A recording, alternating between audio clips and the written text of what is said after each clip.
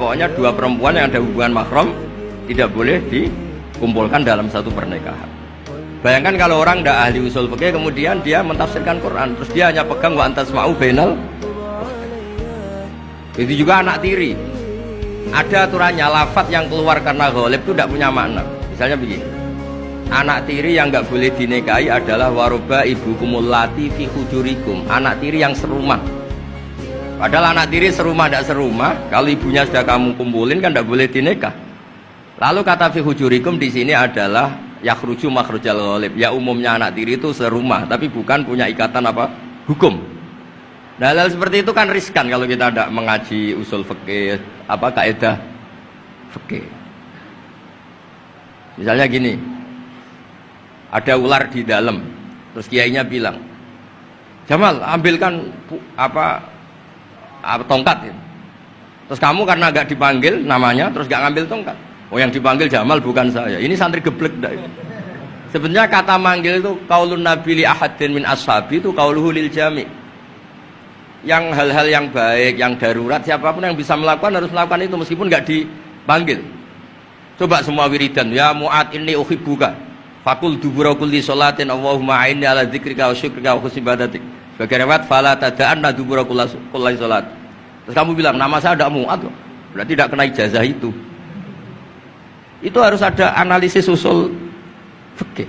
Kalau enggak ya habis kita. Semua wiridan tuh ya Abu Hurairah, ya Mu'ad, ya Aba. Nah, terus kamu, saya ada yang di waksiati Rasulullah, ada yang diijazahi, ada bisa. Jadi masalah sana tuh maunya kalau sampean orang baik, ya semua kebaikan tuh saya ijazahkan. Ya tapi tentu beda yang ngaji betulan sama yang ngaji begini-begini itu. Ya memang seperti itu, karena kalau ingin jadi ulama konstruksinya memang harus utuh. Karena tadi ada usul fikih, ada kaidah fikih, ada macam-macam kayak tadi wa antasma'u bainal ukhtain. Itu ya zaman Nabi Sugeng sudah nambahi wala bainal mar'ati wa amatiha. Tidak boleh menikahi istri dan budenya atau bulenya. Nah, kenapa Nabi tidak bilang wala bainal mar'ati wa jaddatiha? Kayaknya orang kelainan kalau kepikiran seperti itu. Loh, kalau bule itu masih masuk lah. Ya misalnya istri kamu 17, bulenya 27 kan kok cantik budenya kan masih bisa mikir. Tapi kalau istri kamu 20, mbahnya 80 kok kepikiran itu kan. Sehingga di hadis memang hanya wala bainal mar'ati wa ammatiha, wala bainal mar'ati wa kholatiha. Nabi tidak mengatakan wala bainal mar'ati wa jaddatiha. Kayaknya kalau orang normal tuh tidak kepikiran itu. Ya tapi apapun itu nyatanya Quran hanya wa antasma'u bainal ukhtain. Itu kalau nggak dijelaskan pakai usul fikih, ini min itlaqil badi wa iradil qul secara balaghah. Ya itu kan tidak bisa. Nah, di sini pentingnya ngaji khatam. Makanya saya suka ngaji Jalalain dengan penjelasan fikih, penjelasan usul fikih, karena supaya orang tuh tahu lah bahwa maknani Quran tadi seperti yang didahulukan Habib Jintan itu. Ya kalau kamu tidak menguasai betul, terus akhirnya ngomong menurut saya, Quran kok menurut saya, menurut perasaan saya tidak bisa. Kata Habib Jintan kok biroihi, ya sudah pesan tiket di neraka. Ngeri kan? Apalagi sudah biroihi, dapat penghormatan, dapat uang, dapat panggung. Islam kok menurut saya, loh ini Islam ya menurut Rasulullah, Islam kok menurut saya. Makanya ini saya fanatik bahwa kitab tadi saya tunjukkan ke Habib Jintan beberapa kitabnya Sayyid Muhammad yang menyebut mbah beliau apa supaya mudawwan. Dulu itu ada orang alim alama namanya Les bin Sa'ad. Kata Imam Syafi'i, "Al-Laits afqahu min Malik illa annahu daya'ahu ashabu." Imam Les secara fikih itu lebih alim dibanding Imam Malik, tapi daya'ahu ashabu, murid-muridnya enggak menulis. Andai kan Habib Salim tidak punya putra Habib Novel, tidak punya cucu Habib Jintan, mungkin orang enggak bakas lagi Habib Salim. Bazuber andai kan enggak punya putra Mbah Mun, orang juga enggak bakas lagi Bazuber. Bapak saya Kiai Nur Salim andai kan enggak punya putra saya, mungkin orang sudah lupa. Dulu ini cerita yang paling ekstrim. Dulu Nabi Ibrahim pernah dikira Yahudi karena punya keturunan Yahuda bin Yakub bin Ishak bin Ibrahim. Ketika Yahuda punya perilaku tertentu seakan-akan itu dari mbah-mbahnya. Baru setelah Rasulullah SAW memaklumatkan ad-dinul hanif, ad-dinul Islam millatun hanifiyah, millata abikum Ibrahim. Baru terpulihkan nama Ibrahim. Makanya kalau dalam nasihat Arab itu kama takarrama bi Muhammadin adnan. Dulu orang tuh nggak tahu Adnan itu siapa, Qusay itu siapa, Kilab itu siapa. Gara-gara punya cucu yang bernama Rasulullah Muhammad SAW, Sayyidul Khalqi, orang nyari-nyari Abdul itu siapa, Abdul Muthalib itu siapa, Hashim itu siapa. Akhirnya diketahui Said Abdul itu orang yang ganteng, perilakunya baik. Abdul Muthalib itu orang yang pertama sering makan-makan, ngasih makan orang haji gini-gini. Dikatakan Syaibatul Hamdi karena terus orang ini dikatakan wasumi afisul bin Nabi sallallahu alaihi wasallam dzakara wa ta'ala walabba. Ini dikatakan kusoi litakosi fi biladi atal qosiyah. Terus dikatakan kilab likas roti takalubi fil ardi karena orangnya aktif, sering berjuang di mana-mana.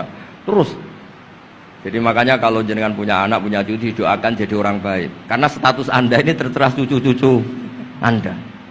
Mungkin misalnya bapak sampean alim, terus putune nak domino di situ, mabuk-mabuk di situ. Itu disatakan makam keramat apa tempat mabuk? Nah, makanya dzurriyyah ini penting. Makanya ketika Allah memberi hadiah pada Rasulullah Muhammad SAW kepada semua nabi, itu disebut wa ja'alna dzurriyyatahu humul baqin. Ketika dikatakan kalimat tauhid juga waja'alaha kalimatam baqiyatan fi aqibi. Makanya ukuran orang baik itu ya anaknya, cucunya, apa-apanya. Karena ini yang meneruskan status kita. Ya jelas ya. Itu kalau Anda ini ngaji khatam, konstruksi itu tahu. Tapi kalau tidak khatam, ya hanya modal qabilna terus. Ya tapi ya gak apa-apa daripada sama sekali. Malah yudraku kulluh la yudraku kulluh. Nggih, kersane disambung Habib Jidil. Mau kersane kula ingin ikut dengar itu ya. Yang kembali ada usaha Habib Sato aja Habib. Jenengan enggak patut yang sanad aja. Mboten sampun. Mboten sampun. Yang sanad ijazah amal. كما إن صحت لنا الإجازة كما أجازنا سيد الوالد الحبيب نوفل بن سالم بن أحمد بن جندان عن والده الحبيب سالم بن أحمد بن جندان عن شيوخه جميعا وعن الوالد الحبيب نوفل عن جد الحبيب علي بن عبد الرحمن الحبشي وكذلك كما أجازنا الجد الحبيب محمد بن علي بن عبد الرحمن عن والده الحبيب علي بن عبد الرحمن الحبشي وكما أجازنا شيخنا ومربينا الإمام الحبيب عمر بن محمد بن سالم بن حفيظ عن شيوخه وكما أجازنا شيخنا الحبيب علي المشهور بن محمد بن سالم بن حفيظ وشيخنا السيد محمد بن علي بن عباس المالكي والحبيب عبد القادر بن أحمد السقاف والحبيب أبي بكر بن علي بن أبي بكر بن علي بن عبد الرحمن المشهور والحبيب زين بن إبراهيم والحبيب سالم بن عبد الله بن عمر الشاطري وأخيه الحبيب حسن جميع مشايخنا فبأسانيدهم إن صحت لنا الإجازة أجزناكم في تعلم والتعليم تذكر التذكير في الدعوة إلى الله تعالى وفي أذكار سادة بني علوي وفي كل ما يقربكم إلى الله إن صحت لنا الإجازة أجازناكم بذلك.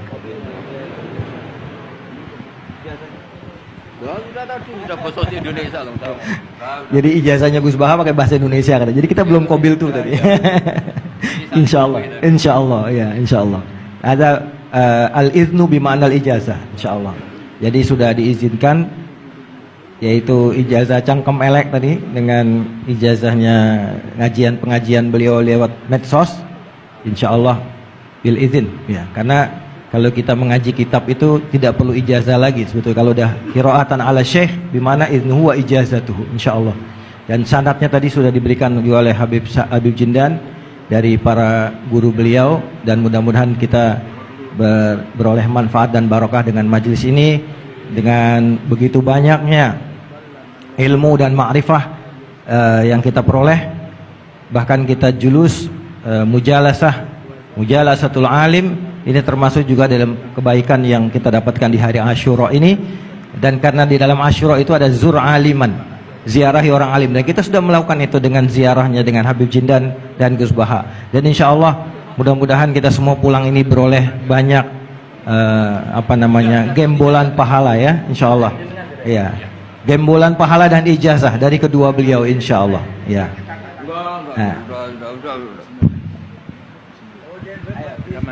Ya, ajazakum kama ajazalana syekhuna wa syekhu syekhina Muhammad Zubair wa aslafuhu ila Rasulillah sallallahu alaihi wasallam. Bilal ijazah wa tasharrafna bikum. Wa jazakumullah khairan katsiran.